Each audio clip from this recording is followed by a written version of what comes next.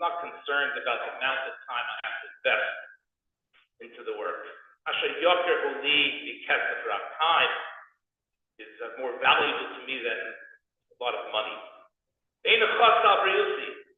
I'm not concerned about my health.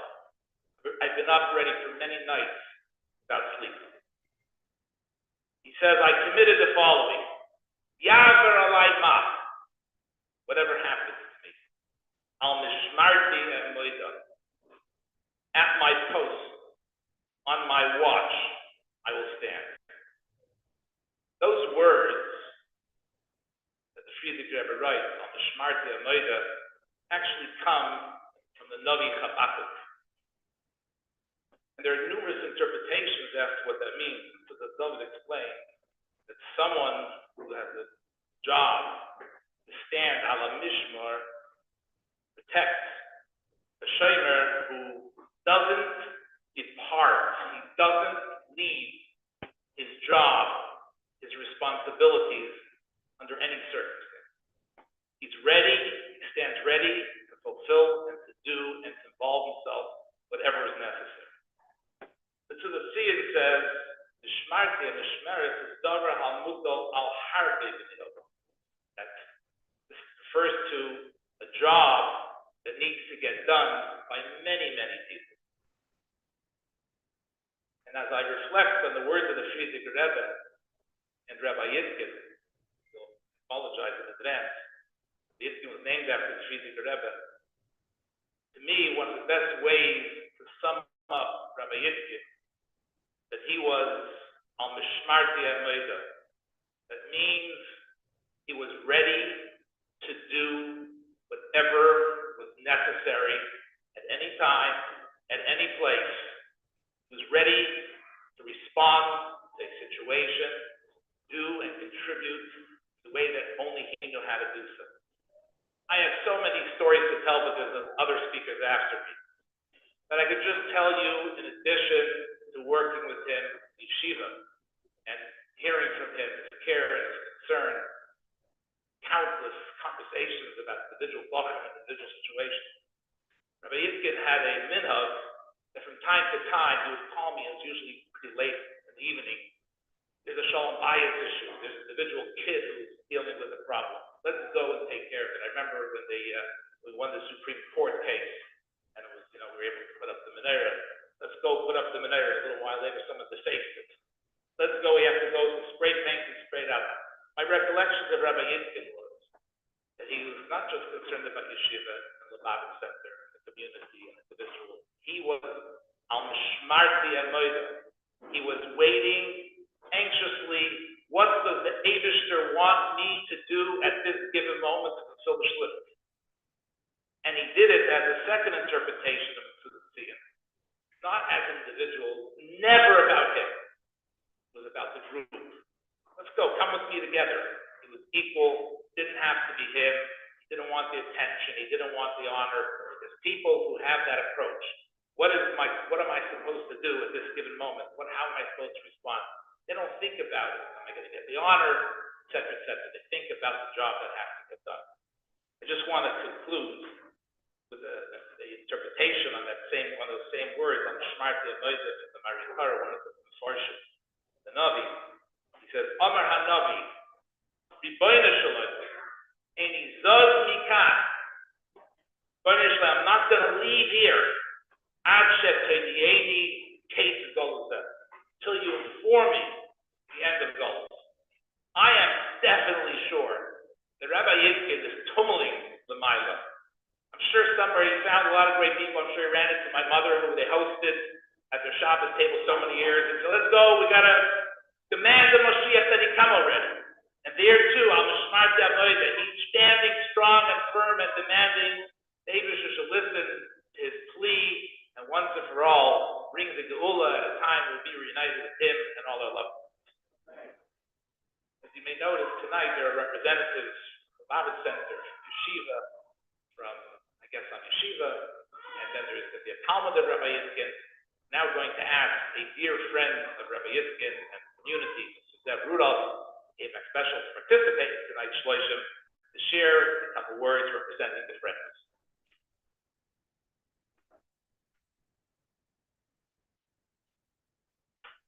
bear with me. The first time I'm thinking back. In all my years I've been around, the first time I've ever spoken at Shloshim. But when Mrs. Itkin called, she didn't even ask me to say yes or no. It was just like we're speaking Tuesday night, we'll be in Pittsburgh and we'll speak. And obviously my relationship with the Itkins, Mrs. Itkin and the family, the girls, the sons, just to say they're a special family is an understatement. An old friend of mine once told me many years ago that most of your events, most of the things that you do on a day in and day out basis in life, doesn't change, doesn't raise the needle. It pretty much keeps your life the same. But there's only a few events in one's life that does really change everything. And I think we can all look back on those events and think, in our personal lives, that certain things have had a major change. And about 30 years ago in this room, when through Hashkachat Pratis, I ended up sitting, Rabbi Itkin pulled a seat up to the end of this table because I was looking for a seat, and he had me sit next to him, and I never moved from that seat. And that was a life-changing event for me. We developed a relationship over the last 30 years that really was a bond beyond comprehension. We spent many Shabbosim together, many Yom Tovim together. We spent times in many Farbrengen in Crown Heights and in South Africa where we came for our kids' Passover, and in many places in between. Literally thousands of hours together. And he was the quintessential mensch, and he exuded Ahavas Israel like nobody I ever saw. He was a giant. And it's interesting that in his years he got so involved in the field of kashrus. And as we know, the mantra of Chabad, that was one of my first bar tours at Losa, Morty's bar mitzvah, with the lamplighter. And not only was Rabbi Itkin the lamplighter, but how many lamplighters did we all try to carry a torch in their car on a day in and day out basis. And this truly represented who Rabbi Itkin was, if those of you know, because he always had a torch, and I was the recipient of some of these endeavors many times, whether it was my mother's grill, or whether it was an event at the Federation, or whether it was different events that were going on in the community. He so quietly and selflessly took care of each and every one of our needs, not just ours in this community, but in the entire community, so that we could eat at a certain event. There were countless times I would call him, literally as I was pulling in, and say, Rabbi Itkin, what can I eat, what can't I eat? And he was so patient and so understanding. He should have said, Zev, you're such a pain. But he never did. And he was just so sweet. It's something that I think is really, we need to carry on this kindness and this act of the lamplighter to, in our daily lives and carry it on forward. As I was thinking about what to say today, I got a call from Rabbi Hershel Pfeffer, who happened to have been in New York. He's from Iowa, and many of you know him. And he said, what are you doing in Pittsburgh? I said, I came for the Shloshim of Rabbi Itkin. I said, you have a relationship? He said, yeah, I was very close to Rabbi Itkin. He said, you know what my story is with Rabbi Itkin? I said, no, I really have no idea. He said, in the 80s, a student by the name of Yaakov was in yeshiva here in Pittsburgh for a short time. And that following summer, he ended up in Detroit, where Rabbi Shem Tov was a counselor. Rabbi Shem Tov was a rabbi. And he said, Rabbi Shem Tov said, Rabbi Itkin used to call me several times a week to see how Yaakov was doing. This one, Pat Bacher, who happened to go to Detroit to go to camp. He said, and then the following year, Oral Hanan in Los Angeles, this Bacher ended up there, and Rabbi Shem Tov ended up there as a shliach. And he said, we were in touch on a weekly basis the entire year about this Bacher Yaakov, to make sure he was comfortable, to make sure everybody was treating him well, to make sure he was happy in the yeshiva. And I'm thinking, and Rabbi Rosenblum and the other rabbis mentioned it, I can be sure he is organizing his favorite word, a grandiose Farbrengen, up on high, as we're all sitting here, and storming the heavens to bring Mashiach. And I just want to close with one personal regret, which I'm going to resolve tonight. When I called a few weeks ago during when he was in Canterbury, I don't want to say the word, when he was in Canterbury, and I called Rabbi Moonshine. And his wife took the phone and she said, I'm not sure if my father can hear, but if you want to say a few words, I'll put the phone up to his ear. And Rabbi Moonshine put the phone to his ear. I said, Rabbi, every time we talked, we spoke at least every week for the last 30 years, and even more so in the last 10 years. And every time he would conclude the conversation, he used to always conclude by saying, Zev, I love you. And it was so heartwarming to hear a guy who grew up next door to 770. I grew up in Pittsburgh, more on a golf course than next door to 770. And we were so connected. And I responded when the phone was put there, I said, Rabbi Itkin, I love you too. But after I hung up, I regretted the fact that what I should have said was, Rabbi Itkin, thank you for affecting my life, changing my life, and having such an effect on our entire Pittsburgh community. Thank you.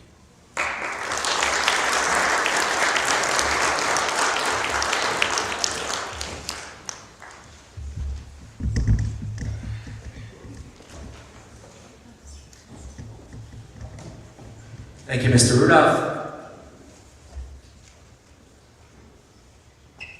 Rabbi Altein mentioned how in every single Farbrengen, the year after the Rebbe passed away, the Rebbe mentioned what's interesting is, how many times did the Rebbe actually mention the Rebbe per se? Something about her, something to learn from her? You can count on one hand, less than 5 times throughout the entire year, that the Rebbe actually mentioned the Rebbe. But the Rebbe constantly mentioned, every single Farbrengen started off and continued with the theme of V'chai Yitern Aliba, something we could learn. Our father, Baruch Hashem, and many, many friends learned. During his years in yeshiva, he would always say, he would repeat what he heard from Mrs. Posner, Allah Shalom, when she was asked, who's your favorite grandchild? She would say, the one sitting next to me. He would say, who's my favorite Talmud? He would always say, the one sitting next to me, the one next to me now. There's countless Talmudim, thousands of Talmudim have gone through being with him over the years. Many of them have reached out, felt how my father spent many, many hours special giving them attention. I just want to point out several things that were just important to him. First of all, this idea of learning. He told me once when he was a bacher, he spent his time actually learning, not dilly-dallying around. He told me what happens after you're married is one thing, when you have time, sit and learn. I actually sat and learned. During his free time, he would be sitting and learning at every opportunity.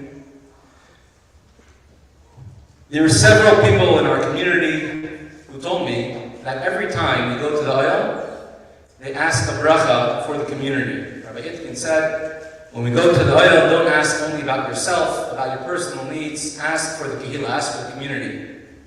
Ask for everyone. And he said every time they go to the oil, they write, they ask a bracha for the community, for everyone else. He always would go over to everyone in shul. A new person, Shalom Aleichem, welcome to Pittsburgh, where are you from? Welcome every single person in shul. He wasn't usually the person who would look from far, who is that, who is that? He would actually go over to every person, welcome them. All of his many things he would do without, he would never ask for remuneration to get paid for. He kashered over the years, dozens, maybe hundreds of houses in Pittsburgh. Rabbi Altein could say, this Kabbalas, how many people, he one time asked, how many people here did Rabbi Itkin kasher the kitchen? And almost everybody raised their hand there. He would never take money for kashering the kitchen, especially someone who wanted to become kosher.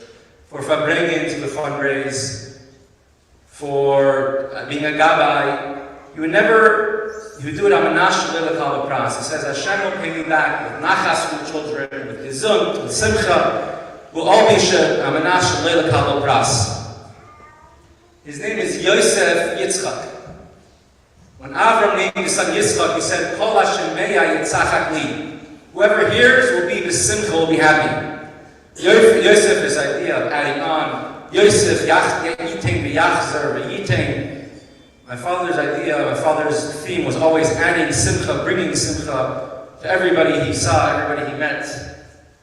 Greeting everybody with a smile. He would always go out of his way just to make people feel good. I remember one time when I was a little kid. I must have been about 10 years old. I was late to school.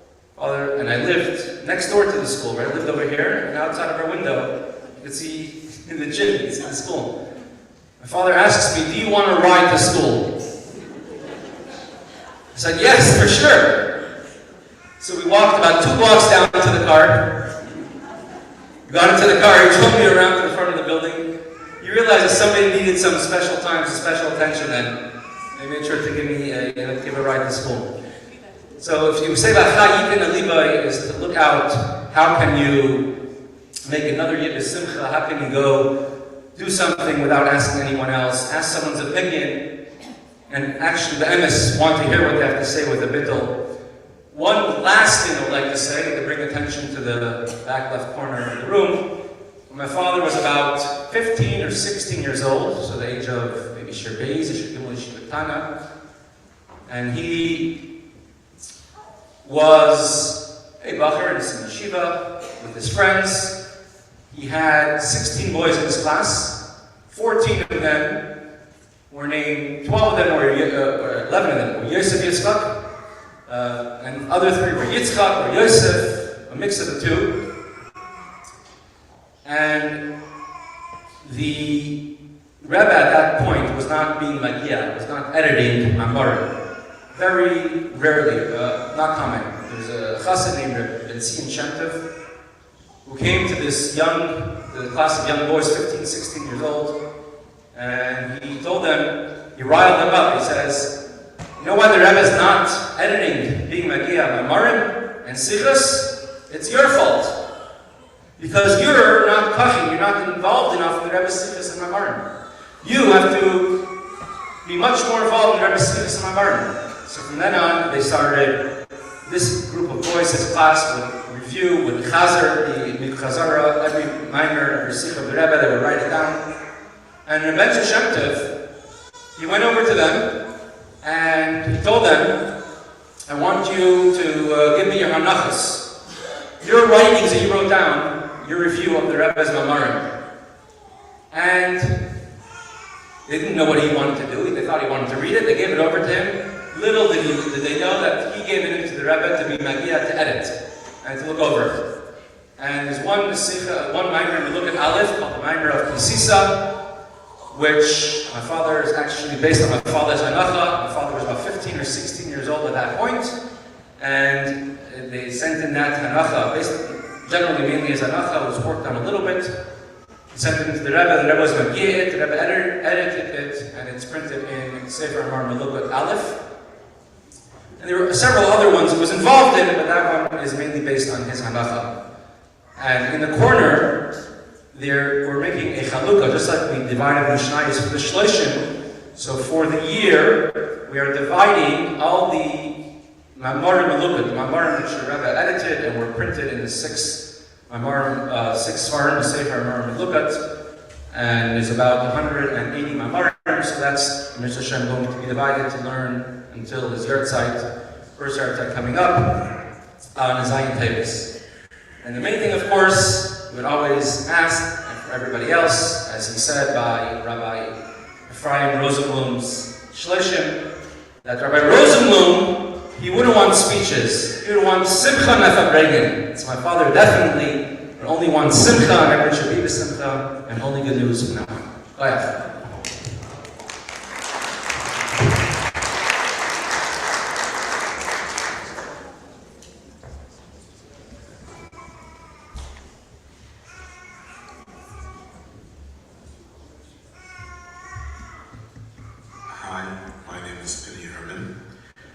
My class was the first class to greet Rabbi Itkin when he started his teaching career in Pittsburgh. And it was clear from the beginning, the very beginning, that he absolutely cared and loved us, and he was just totally devoted to us. He taught us how to be bachar.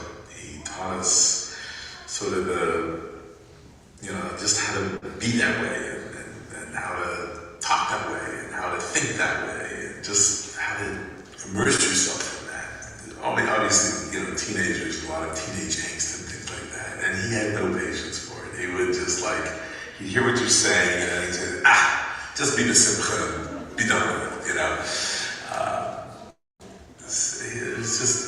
It was just clear how much he cared. One of the things that Rabbi Itkin was really not good at was being angry with us.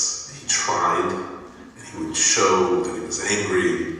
And I remember one time, I don't remember who it was, what it was, but he was trying to be angry, and in the middle he just couldn't, and he just smiled. He loved us too much. The Rebbe told us, and we have to really think about it and really take to heart what that person stood for.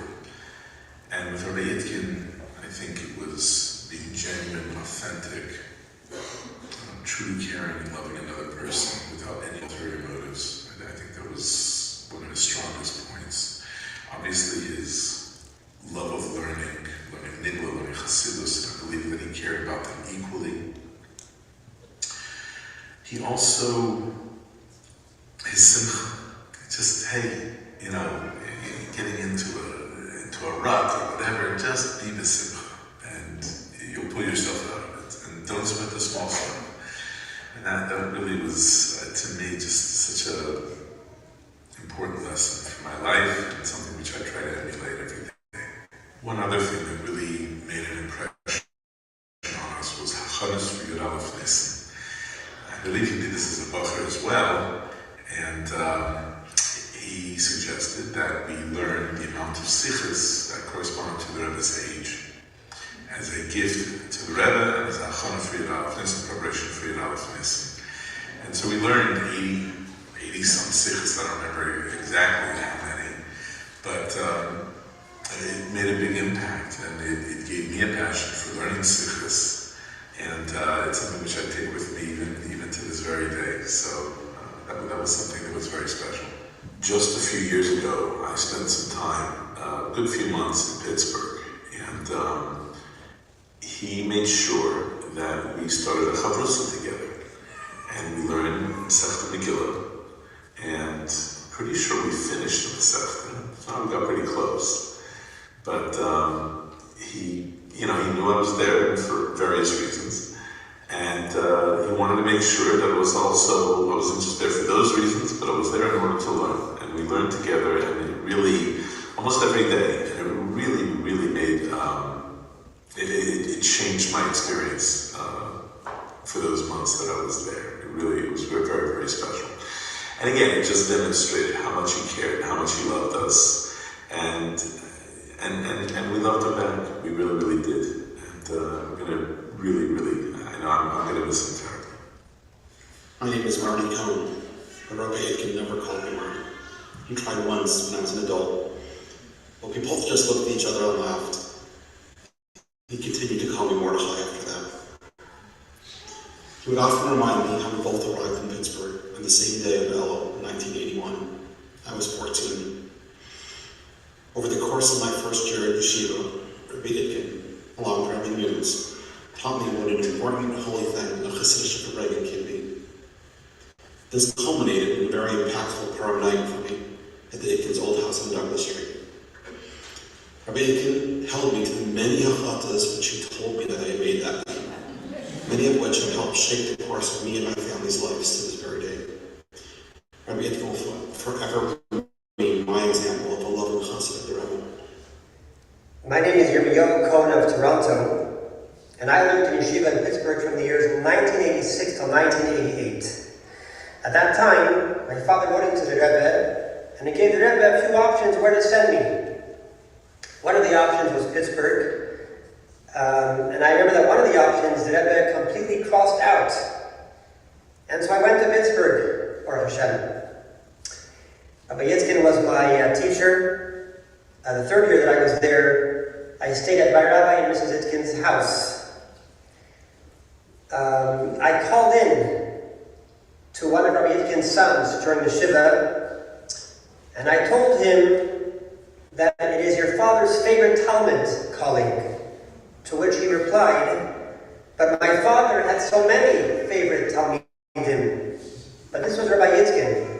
He made you feel that you were his most favorite and special Talmud. I remember once standing in 770 on Rosh Chodesh Kislev. This was about Tafshin Nun, I believe. And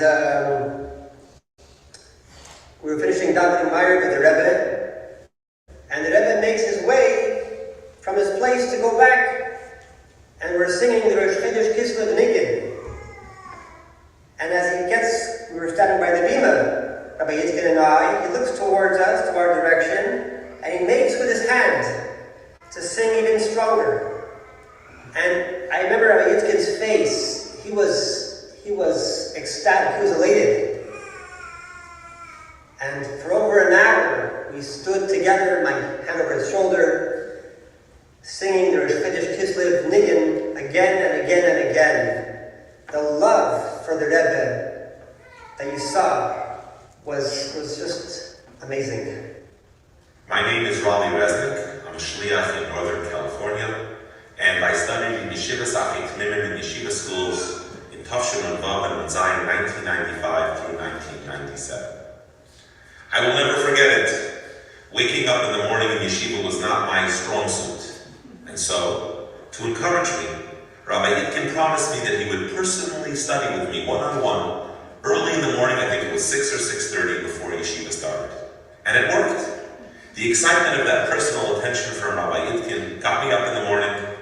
Those Maimarim and Derechim Tzvesecha remain etched in my mind, and I can still hear him teaching them to me some 25 years later. Rabbi Itkin would always tell us the story of a man who was going to buy his son his very first siddur. And he walks into the store and he asks for a siddur that has all the commentaries and the Farshim around the words of God. And the owner says, "Why do you need that book? He's a 5-year-old child." And the father responds and says, "I know my son. He likes to fiddle and fidget with the edges of the pages. Although afraid they'll tear. Even if the sides tear, if he has this svar, this sefer, this siddur with all the commentaries, the words of the davening will remain intact." And Rabbi Itkin, in his inimitable, jovial, and energetic, enthusiastic tone, would tell us that our years in yeshiva, those are the time to invest in all the padding. He would shower us with stories, Farbrengen, nigunim, and in so doing, even if over time things fray, our neshamas, our davening will remain intact. Thank you, Rabbi Itkin. Thank you for all the investment and the years you put into myself and into so many of your talmidim. I hope that I can continue to bring to fruition the dividends of that investment for many, many long years. Tehei Zichrei Baruch. Hi, my name is Parshas. I'm a nephew, and I was lucky enough to be a talmid of Rabbi Itkin's for 3 years, starting in 2018 to 2019. And just 2 short stories I would like to share. It's on Fridays, whenever we'd have to daven in the other building, Rabbi Itkin would always offer me a ride and tell me to bring some bachrim. We would fit 5-6 bachrim in his 5-seater, and we would drive. And this 4-minute drive was more than just a car ride. It was like our weekly Farbrengen. We would sing the gunim. He would chaz over a part. He would ask us what we're learning. How was our week? Something interesting about this, we only had a 5-seater of Itkin to show how much he cared for the bachrim. It was in the snow. He would pull over his car whenever he saw a bachar walking. He'd always offer them a ride, even though our car was completely full. Another story I would like to share is whenever Rabbi Itkin would have the bachrim over for a Friday night meal, he would always tell the bachrim how the bachrim are Kaddish Keddashim, and the bachrim need to make their own Kiddush on Friday nights, and how it's too much for him to have on his mind. And Baruch Hashem, to this day, I'm still making Kiddush. I'll continue to.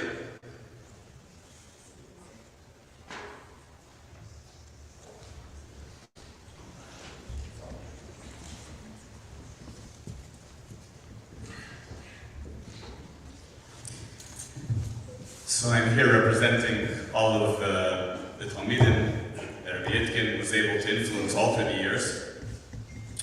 And I feel very privileged because Rabbi Itkin actually picked me out of the Talmud from when I was just a kid. And it again shows that Rabbi Itkin was always on the lookout for Talmidim.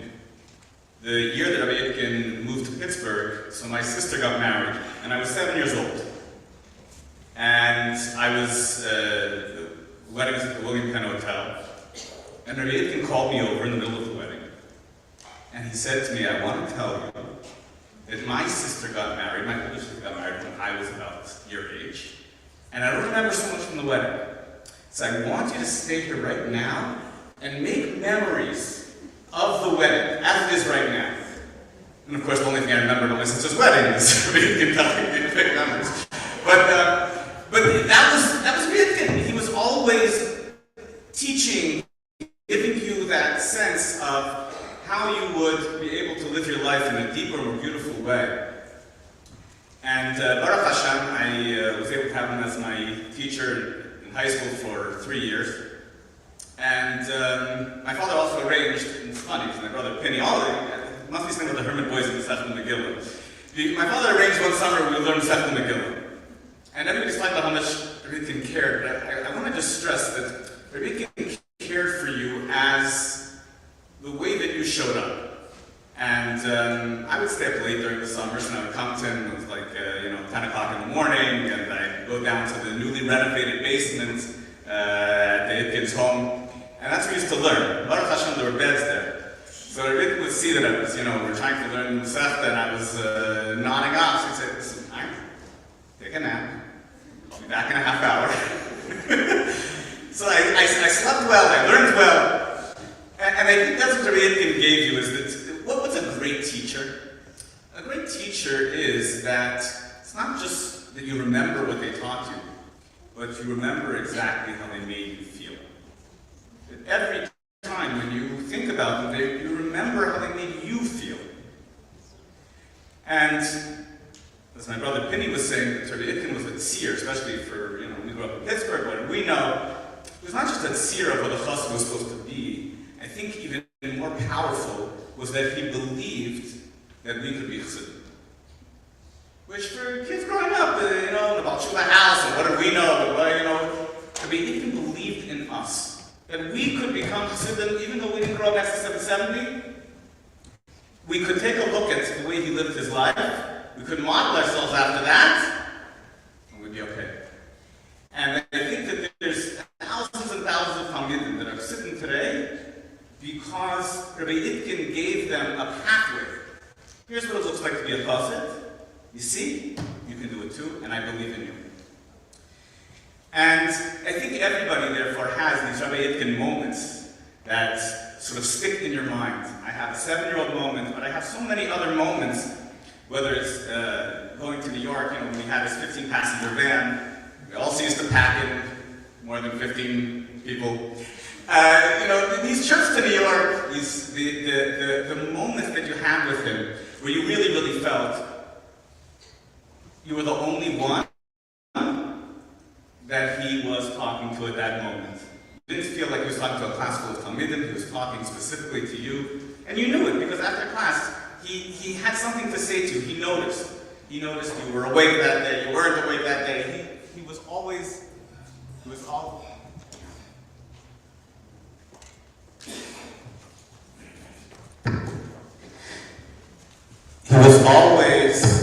making sure that you knew that he cared.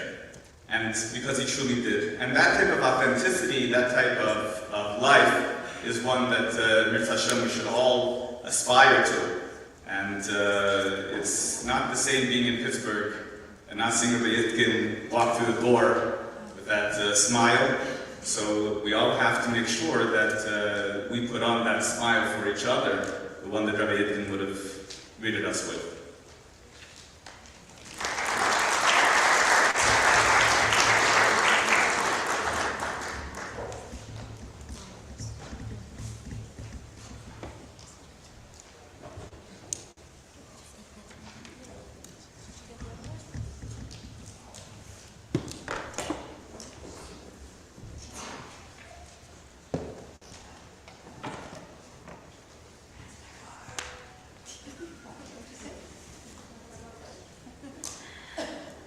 I know I'm breaking a little bit of protocol.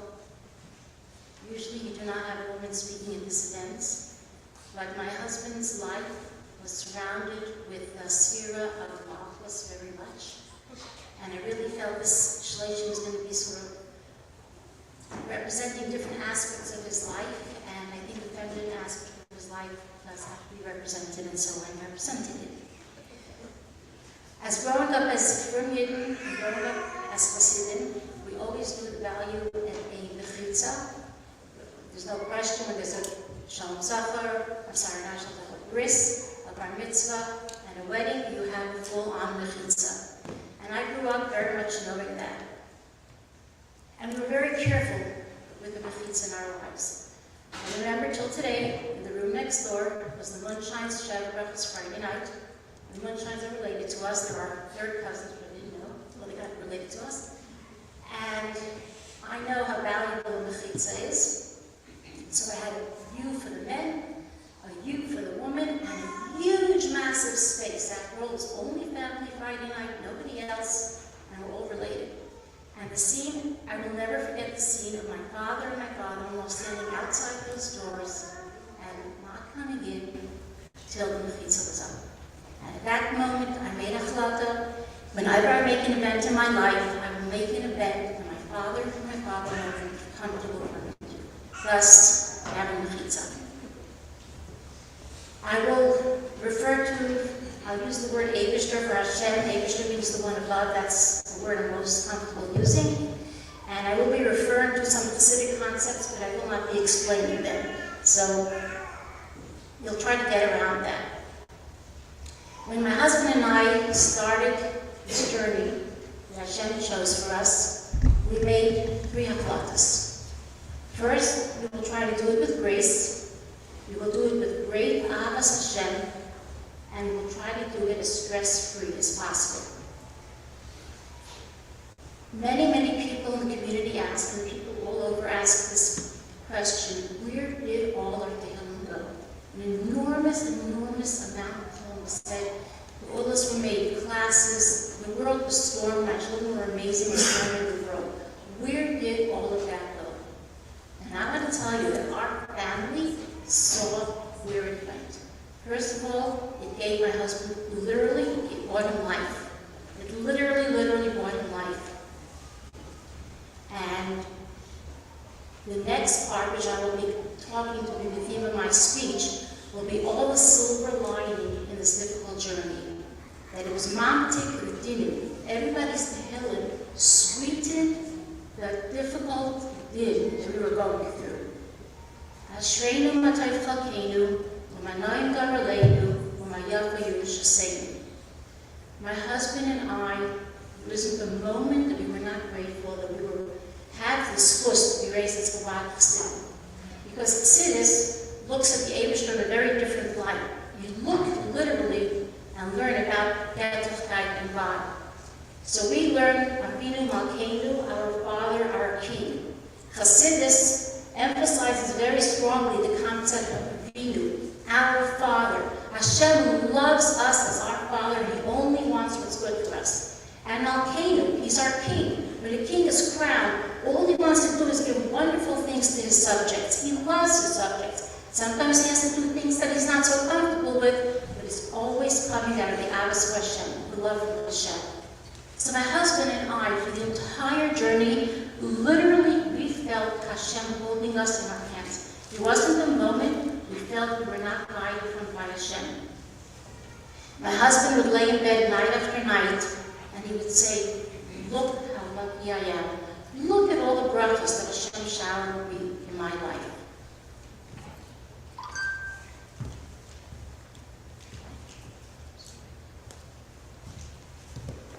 As many of you know, my husband had a chush for friendships, connecting to people. That was one of his greatest strengths.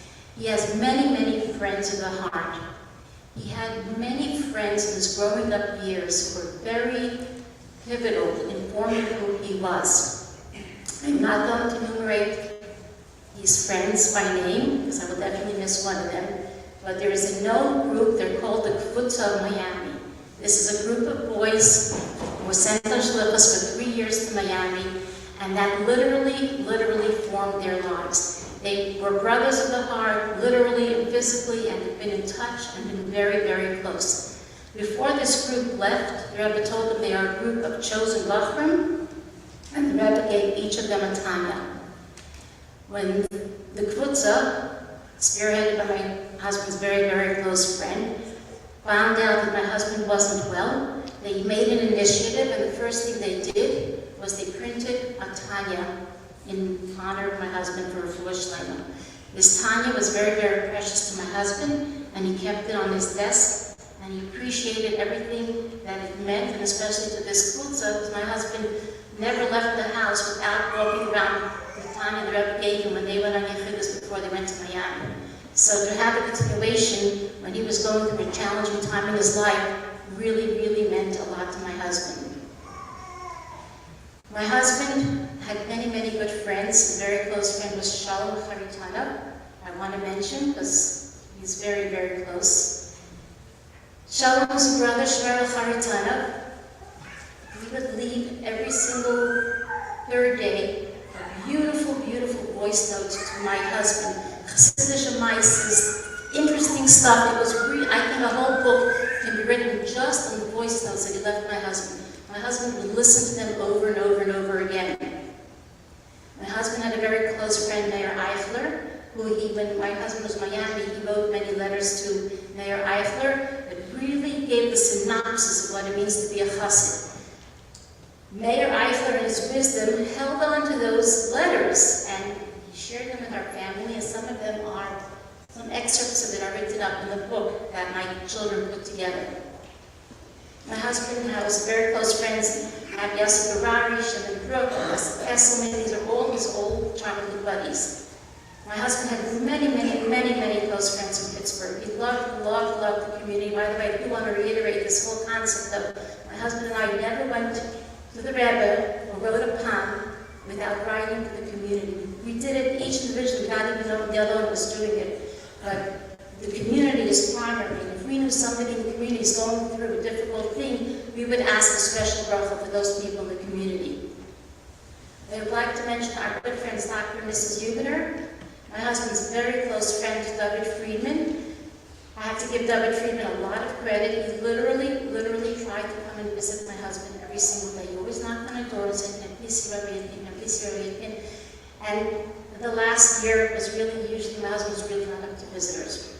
I also want to thank Salman Goldwasser very much. Salman, every time a new sefer came out or something interesting, he immediately went and he bought it for my husband, so my husband should have something interesting to read. Those who know me know I'm not the type to boast about my children. The biggest compliment that I took from all my mothering, if you try the best that you can, is one of my kids told me, Ma, you see us for who we are. You see us for our good points and the points we need to grow in yet. But I do want to say that when they were faced with a very, very big test and they were squeezed, out came Shemin Zayis Zaf, pure olive oil.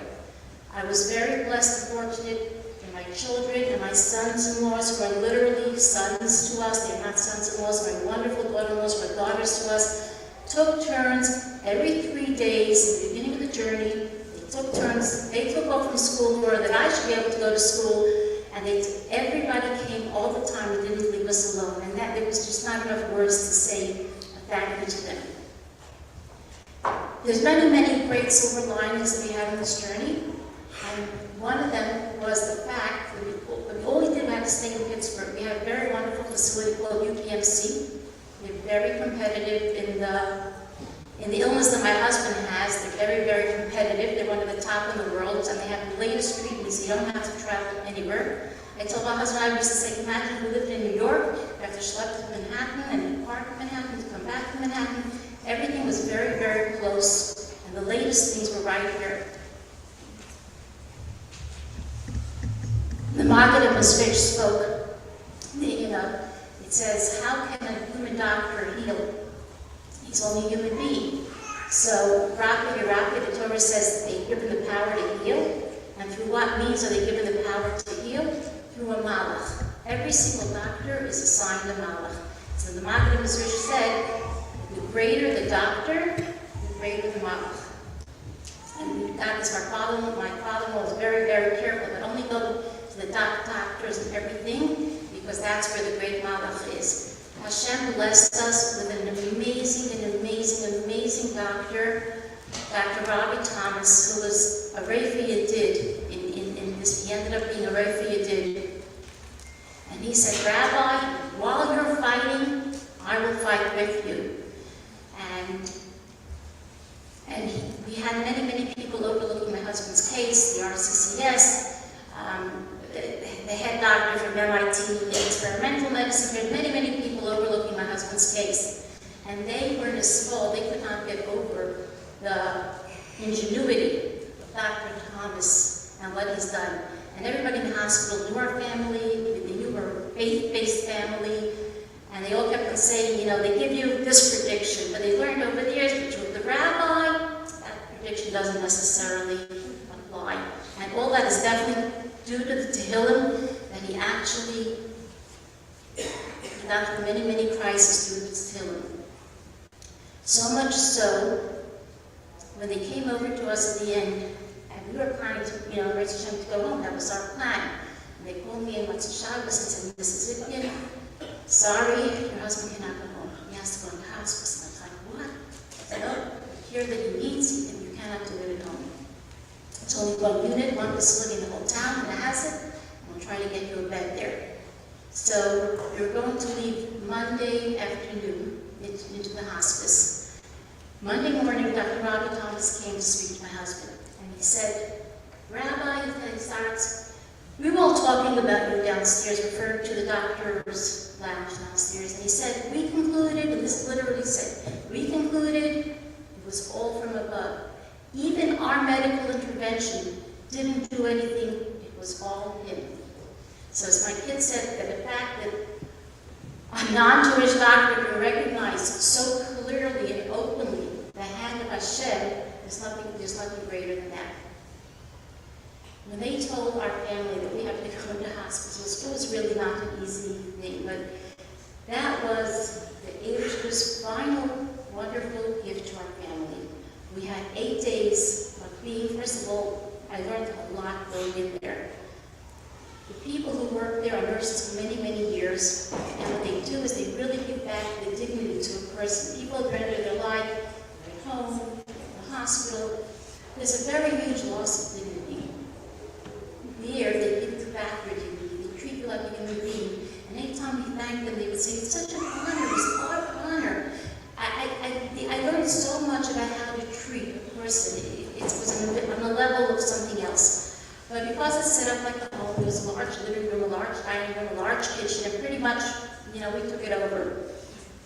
And they allowed us, they turned the hospice room to sleep there, or they closed their eyes and let us stay there. And literally, if you want to call it a 24 hours, 8 days Farbrengen, that's what ensued. It was during Hanukkah, and every time somebody davened Hallel, they came in and sang Hallel with my husband. Every time they did Rambam, he did Rambam. They davened day and night. It was Farbrengens and learning. And anything, any Gemara, anything anybody had to learn over and over, group after group was coming in. And I had to give a special thank you to my grandchildren who stayed up through the night saying to allow us to have our rest. And they stayed up through the night after night. So my husband was 24 hours of tefillah, and it was beautiful access. We had unfiltered access.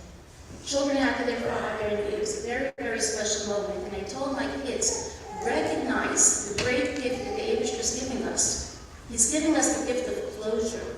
Not many people get the time and the space in a beautiful, serene setting.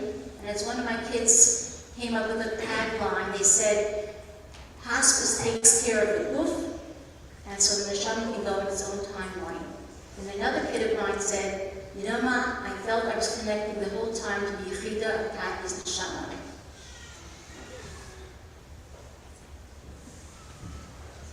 It says, Rachai Yitin Alibo is the theme. Many decisions had to be made along this trip. I made some interesting decisions. I'll share one of them with my kids were questioning me, some of my in-law children were questioning me. But I decided sometimes you just have to teach by example. I grew up with many things we discussed in an open way. We grew up with the concept of wills in my family. My mother's father, Mendel, was sent to exile to Kazakhstan, and he knew the end was coming near, and he sent a letter to his wife, who was in Russia, and in it was his last will and testament.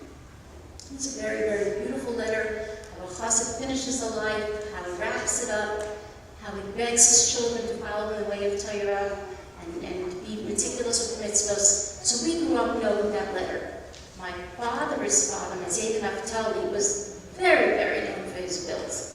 Every time he learned something new in halacha, he came across a medrash, he came across something else that had to do with the proper way of a person leaving this world, he updated his will. I mean, we already knew 4 updates to his will, and us grandchildren and children knew many parts of the will that applied to us. So we did have this concept of wills in our family, spiritual wills.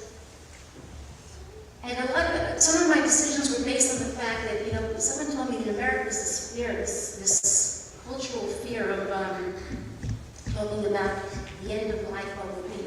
But a Yid always has to prepare his whole life. You're living here, and it's a wonderful world, but also is a time a Yid has to give a din cheshbon. And there's a way for a Yid to prepare himself and to go, and I'm talking about in the spiritual matter. So I decided the different things I'm going to discuss openly with my children and talk about it, just to give them an example of how a Yid has to do things. So I do want to, this I want to really, my husband's very close friends, I want to say this following thing. My father left a beautiful will to my mother, because of course his father was a will writer, so we knew my father would have read. And he wrote something individual to every single person. But to my mother he wrote, he's asked my mother to please say his kapitel tehillim every single day. And I things I ever heard, because every time my mother said his kapitel tehillim, she's connected with him, she stays connected with him, and she does something beautiful for him under Shemayim, and she gives him a gift every single day. When I heard that, I wanted to put that on myself. I started saying my mother's kapitel tehillim every single day.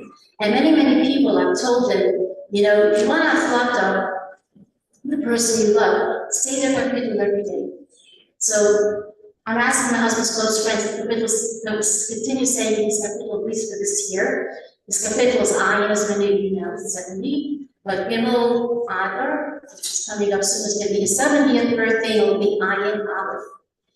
And I want to conclude again, what are the things that really personify my husband? And I think a lot of all of the same thing comes over and over and over again. It's the concept of shalom, peace.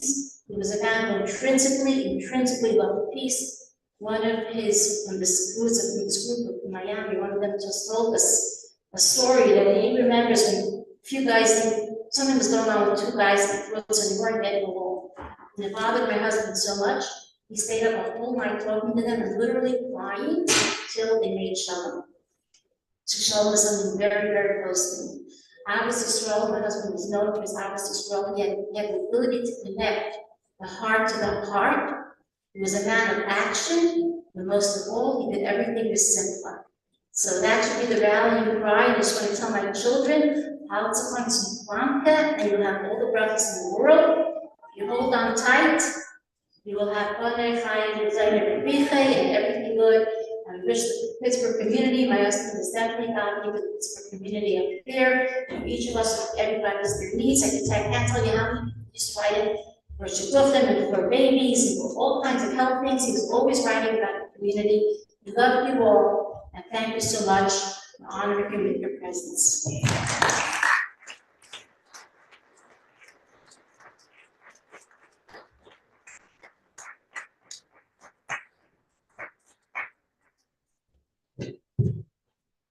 As our Rosenblum said before, it only matter Rabbi Itkin to say, I could hear Rabbi Itkin's voice booming, let's all give, and it's an Itkin, a big bracha, that she should continue to lead the community and bring everyone together with Gesundheit, with the Lebendigkeit, and Gesundheit. not sure why you're worried about people leaving, there's more people now than we started, but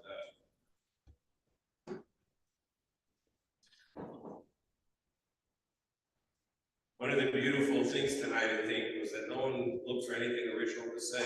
Everyone said the same thing. It was Rabbi Itkin is emes lamidai, and everyone in their own words said the same ideas about Rabbi Itkin, because that is Rabbi Itkin, what we heard here tonight. And as you mentioned, the Chaim and the Libai, and we all continue to do so. We can always love sharing a Siddush Alaisa. Rebbe said this by Farbrengen. In Kisri Arizal, the Arizal's writings, it says that you're not supposed to get stuck at night. So the Rebbe repeated the story a number of times, more than once. At one time, he was walking in shul, there was a stuck box, and he took out some coins from his pocket, and he threw it into the box. So someone turned to him and said, Pastor, the Rebbe should know if Kisri Arizal, that that's what gets stuck at night, so the Rebbe feels so bad. So later he went to that day went to the Fidik Rebbe. He told the Fidik Rebbe that he got sacked. He was told off for getting stuck at night. He was feeling. So the Fidik Rebbe told him, you can be sure that the person who told you that probably doesn't get stuck the right day. So it was bothering him that he get stuck at night. We all know that Rebbe gave plenty of stuck at night. Everyone is familiar with the Sunday dollars, but that gave many more times stuck at night after hiding to people to give tzedakah. So as we mentioned earlier, Teda Beilim Bills Consultant, that always insisted that every gathering should have all three elements. We've at Tefillah, your words of Teda. We can all do tzedakah right here, right now as well. Modern days, cash is king. It's not the king only moves one step at a time. It's not what people do much, but people do electronic stuff, as you did it here tonight as well. There's everyone on their chair, they were gathered, so it's not on your chair, it's in a pot and everything. There's two papers here, two tzedakahs that everyone can and should participate in honor of Rabbi Itkin. You have the family, Rabbi Itkin's family is collecting here to buy a new mitzvah tank that will be stationed out of Binghamton, where Rabbi Itkin's daughter and son-in-law are one of the shluchim, but will also continue. Binghamton's where the students are, as most schools, don't have a lot of time in school. They're more out of school than in school, so there's when the students are not in Binghamton, the mitzvah tank will go around to other family members, hopefully including Pittsburgh, and to do with Tzayim. We all know Rabbi Itkin's passion for Tzayim as a shliach. It's something that he took very seriously, and so for everyone, if you don't know how to use a QR code, you can type into your phone charity.com/Rabbi Itkin to participate in that fundraiser in his honor. And second, there's a beautiful letter here from Rabbi Rosenblum and Rabbi Rosenfeld about a local memorial mikvah for Rabbi Itkin. Rabbi Itkin had many hats that he wore here in Pittsburgh. His primary hat was a mashpia in the yeshiva, and part of the being mashpia in yeshiva, as we heard from the students here tonight, was bringing the passion of Chassidus, Chassidus, and to the students. And of course, one of those is the importance of going to the mikvah. And as yeshiva is getting ready to move the Masifta to the new building in Greenfield, new men's mikvah for the Bacham being built there in his honor. And here again, there's a QR code here, so if you don't know how to use one, charity.com, it's not on this paper, but charity.com/Rabbi Itkin mikvah. So we have to do is add the word mikvah. The first one, Rabbi Itkin, and add the word mikvah. Do the second, give through charities to be able to help memorialize Rabbi Itkin's practices of Chaim and Libai in Ma'aseh Gashmi here.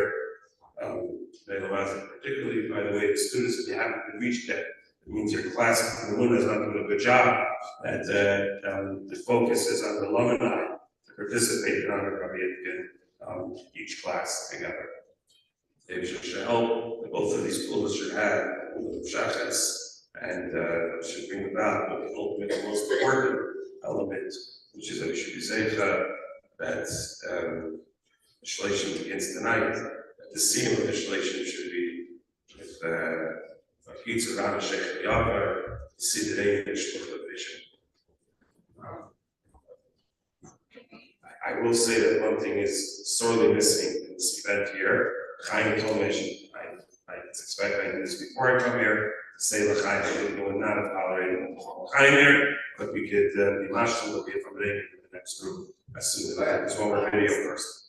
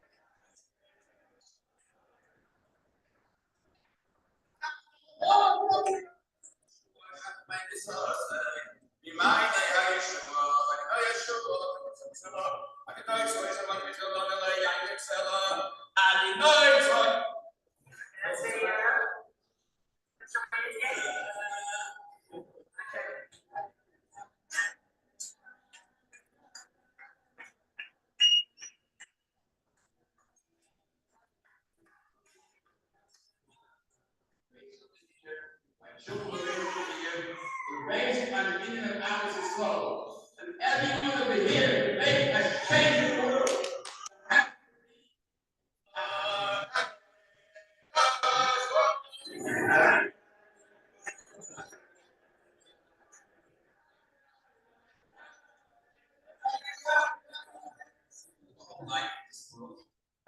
You have one friend is no more than most people. Thank you, sir.